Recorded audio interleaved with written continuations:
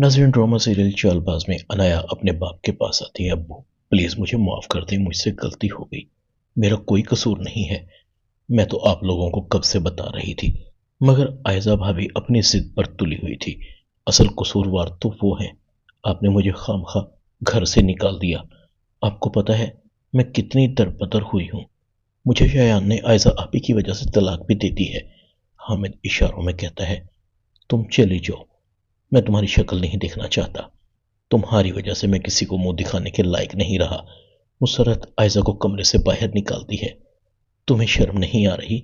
वो तुम्हारी वजह से जिंदगी और मौत की लड़ाई लड़ रहे हैं और तुम उनको और तकलीफें मुब्तला करना चाहती हो। खुदा के लिए हम पर रहम खाओ। अनाया कहती है, आप ही मुझे कसूरवार ठहरा रही हैं। ऐसा आप ही का कसूर किसी को नजर नहीं आ रहा। वो सिर्फ अपनी इज्जत के लिए सब कुछ कर रही हैं। दूसरी तरफ असद आयशा को कहता है, अंकल को ऐसा कौन सा सदमा पहुंचा है जिसने चचा को इस हालत में पहुंचा दिया है।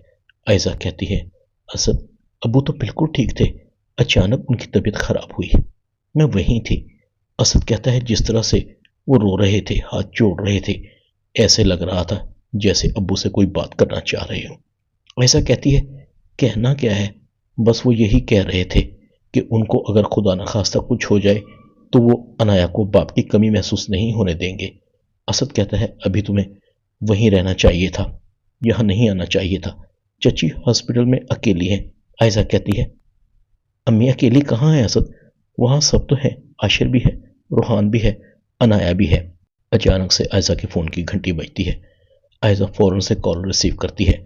दूसरी तरफ शायान था। अब कैसे बचाओगी अपनी इज्जत? मैंने तुम्हारी किस्मत का परवाना तुम्हारे घर भेज दिया है। तुम घर पर तो हो ना? लगता है परवाना अभी तुम्हें मिला नहीं।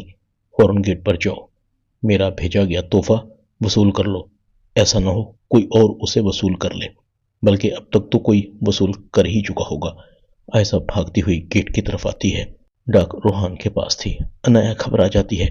रूहान कहता है, भाभी आप कहाँ जा रही हैं इतनी जल्दी में?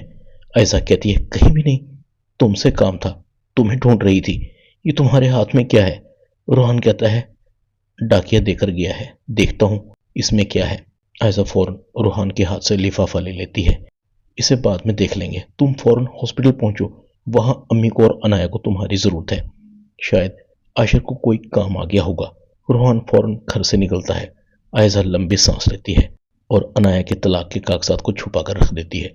दूसरी तरफ आशिर ईशल को कहता है, चचा ठीक होकर घर आ जाए, तुम्हारी और मेरी शादी बहुत जल्दी हो जाएगी। अब्बू ने वजाहत अंकल को इन्फॉर्म कर दिया है। अब तुम बताओ मार्केट कब जाना है? ईशर कहती है, तुम्हें बहुत जल्दी है ना? ऐसा भाभी के अब्बू ठीक होकर घर तो आ जाएं। ऐसा अपनी माँ को बताती है, अम्मी शायान के भेजे हुए तलाक के कागजात मुझे मिल चुके हैं, खुदा का शुक्र है किसी को पता नहीं चला।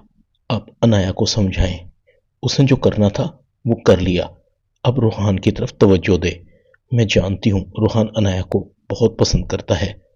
अव्वल तो रूहान को कभी अनाया की तलाक के बारे में पता नहीं चलेगा, अगर पता चल भी गया संभाल लूंगी।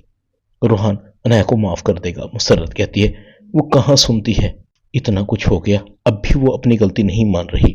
ड्रामा चालबाज में इतना ही। चैनल को सब्सक्राइब कर दें। शुक्रिया।